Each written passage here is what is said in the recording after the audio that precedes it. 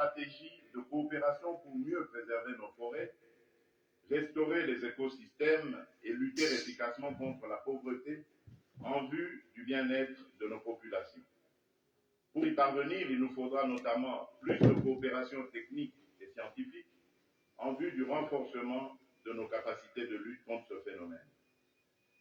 Excellences, Mesdames et Messieurs, dans le cadre de nouvelles perspectives économiques au niveau global, nos États sont appelés à développer des programmes d'investissement mieux structurés visant non seulement la valorisation de nos ressources naturelles, mais aussi le renforcement de la résilience de nos systèmes socio-économiques face à la crise climatique.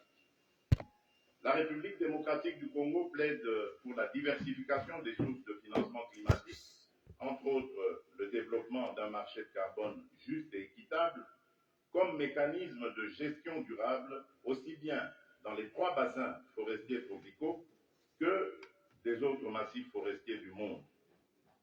En effet, ce rôle stratégique que joue la République démocratique du Congo dans la lutte contre les changements climatiques n'est plus à démontrer. Avec plus de 62% des forêts du bassin du Congo et environ 70% de ses tourbières, plus de 52% des réserves d'eau douce de l'Afrique, sa méga biodiversité classée 5e au rang mondial, mon pays qui a pris toute la mesure de sa responsabilité naturelle et historique entend assumer son leadership environnemental et climatique naturel ensemble avec ses pairs de tous les bassins.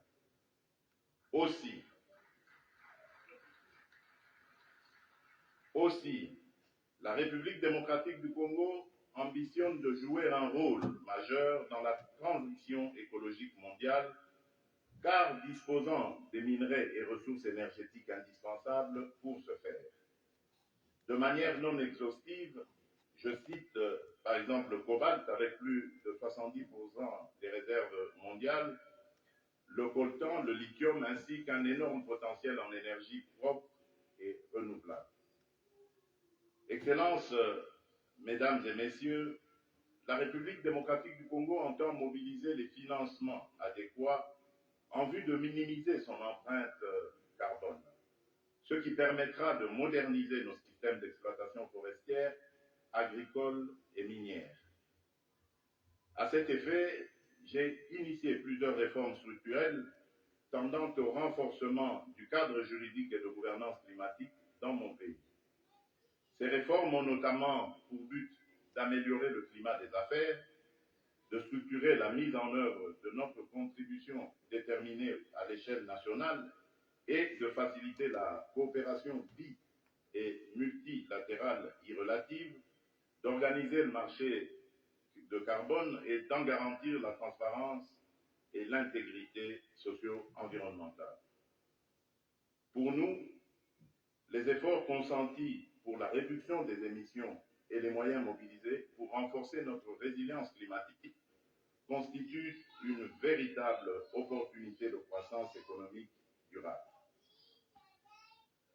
Excellence Monsieur Denis Sassou Nguesso, président de la République du Congo, Excellences, Mesdames et Messieurs les chefs d'État et de gouvernement ainsi que les représentants des chefs d'État, Mesdames, le secrétaire général des Nations Unies, ici représenté, Mesdames et Messieurs les chefs de délégation et chefs de représentation diplomatique, Mesdames et Messieurs, distingués invités, la République démocratique du Congo appelle à la collaboration effective entre les 3 bassins qui représentent 80% des forêts tropicales mondiales et qui équilibrent le bilan carbone de la planète.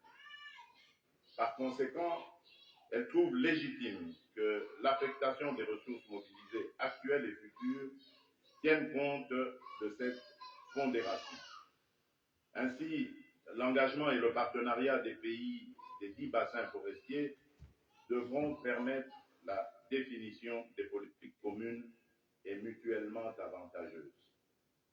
Mesdames et Messieurs, avant de conclure mon propos, permettez-moi de réagir à la très brillante prestation de notre frère le président William Ruto, qui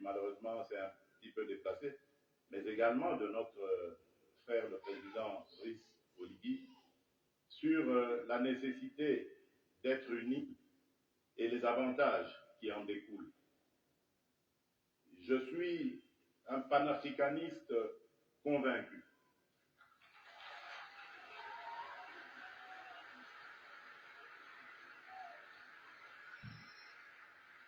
Et je suis vraiment rompu à cette conviction. Et lorsque je suis devenu, c'est ça la preuve d'ailleurs, lorsque je suis devenu président de la République, il y a presque 5 ans maintenant, la première destination à laquelle j'ai réservé mes déplacements, c'était l'Afrique. J'ai commencé par le Kenya, à l'époque du prédécesseur du président Ruto, puis je suis passé par l'Angola et je suis arrivé en République du Congo, chez notre aîné, puis j'ai fait le Rwanda et l'Ouganda, et depuis lors,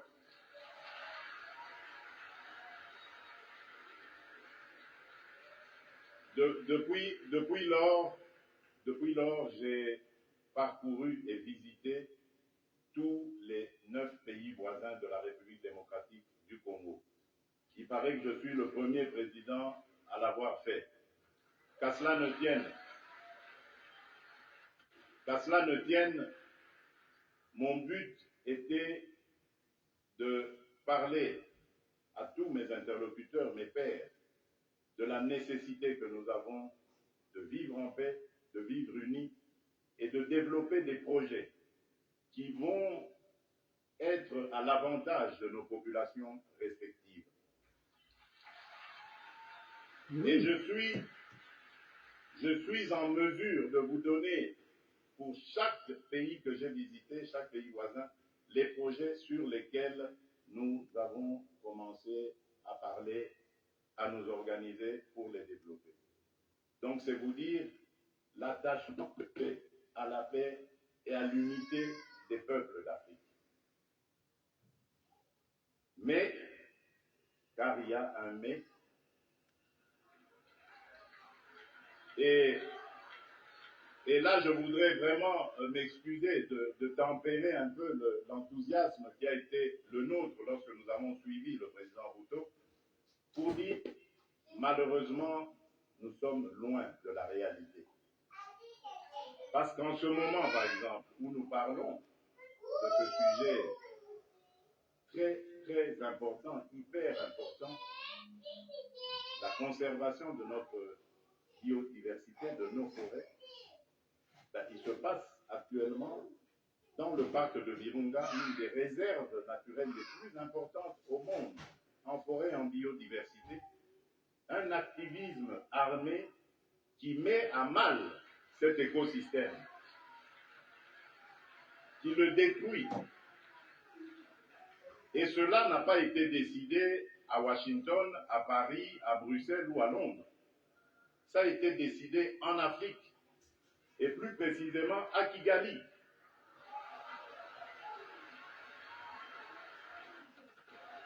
Ben oui, le maman vieux, béton, ça colle la vie. D'un frère africain. C'est pour vous dire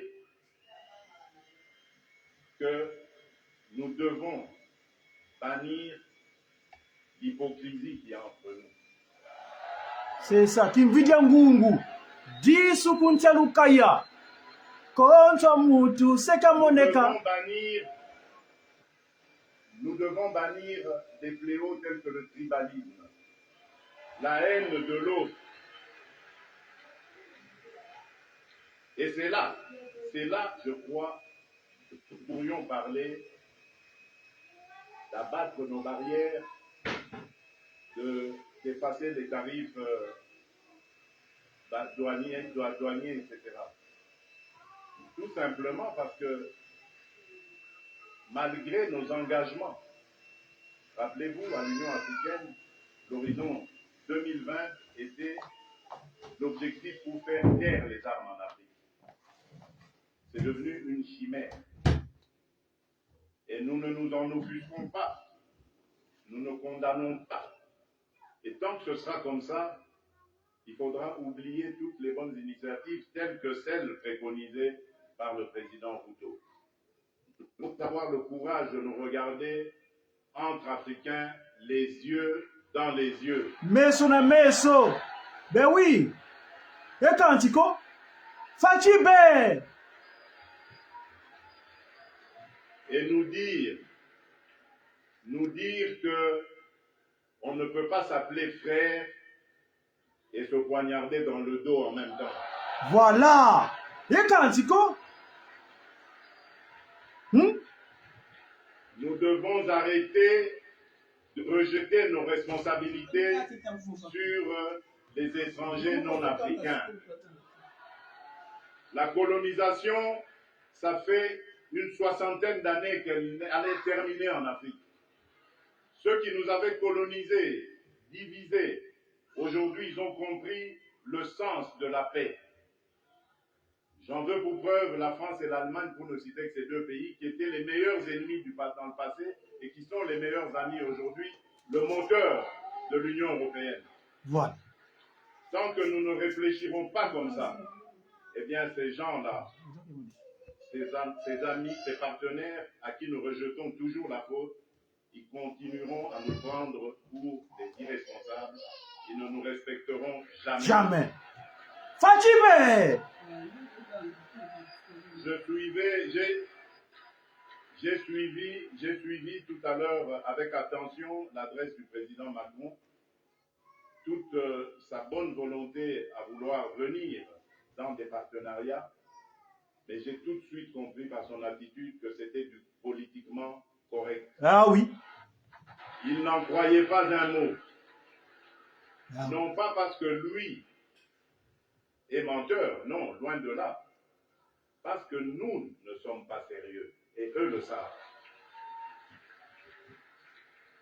Le jour où nous mettrons fin à ce à quoi nous assistons aujourd'hui, à l'est de la République démocratique du Congo, par exemple, des voisins qui viennent semer la pagaille, la mort, la désolation, uniquement dans le but de s'enrichir, de piller les ressources. Le jour où nous mettrons fin à ce genre de comportement, alors oui, là nous aurons compris.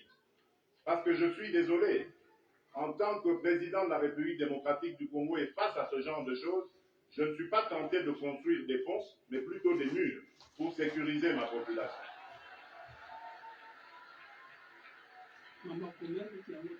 Et donc, pour clore mon propos et aussi le petit écart que j'avais fait de mon discours, je formule le vœu que les assises de Brazzaville lancent un nouveau départ pour la gestion durable de nos forêts, l'amélioration des conditions socio-économiques de nos populations et une meilleure protection de la planète. Je vous remercie. Ouais! Moi, je Kimbangu, Tchagani. Standing ovation. Lutelama. Voilà. Luyamula Kimvita Ngungu. Moi, je suis Kimbangu Oele. Et quand, Chico? Mais oui. Pas d'hypocrisie. Moi, je suis Kimbangu Fofele. Et quand? C'est comme ça que ça fonctionne. Oui, il est né. Dionysos. Et quand? Merci, Tata Fachibeton. Mais oui, qui me vient vous dire hein?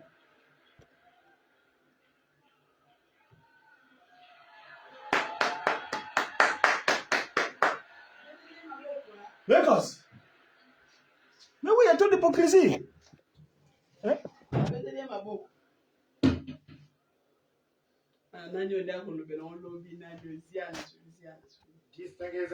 Voilà mes amis, nous sommes en live avec Mbanza Kimbangu et avec ça c'est le président de mon pays qui a parlé. Nous invitons son excellence. Faut arrêter l'hypocrisie. Hein? Chers amis, c'était un médiatique spécial. Parce que le président Fachi, nous sommes à Mbanza Kimbangu. Brazzaville, où se tient un sommet international sur le changement climatique. C'est-à-dire les 3 bassins qui donnent tout ce qui est nécessaire pour que le climat soit convenable. Hein? Donc, voilà mes amis.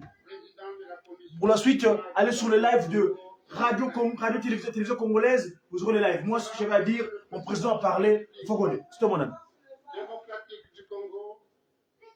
On va quand même poursuivre, c'est pas grave. Cher frère Antoine Félix Tshisekedi, Excellence, Monsieur le Président de la République fédérale du Brésil, Monsieur Lula, Mais je pourrais ce fichier là, c'est mieux. Excellence, Monsieur